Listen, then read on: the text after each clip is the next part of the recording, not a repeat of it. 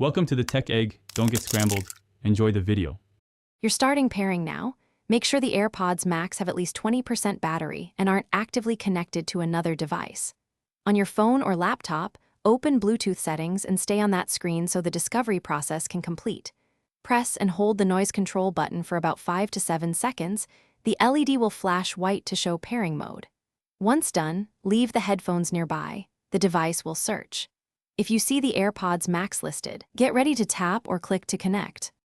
Now select the AirPods Max from the Bluetooth list on your device. Tap or click their name and wait for the connection confirmation or animation. If a legacy device prompts for code, enter 0000.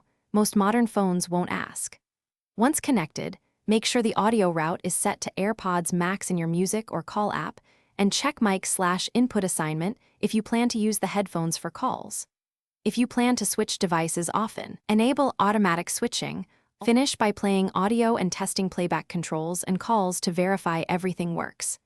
If you hear stutters or dropouts, first restart the phone or computer and then the headphones.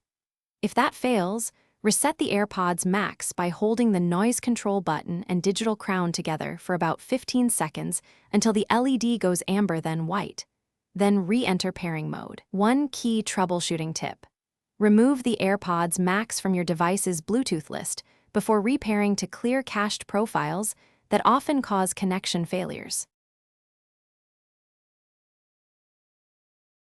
Thanks for watching. Consider subscribing if I helped unscramble your problems.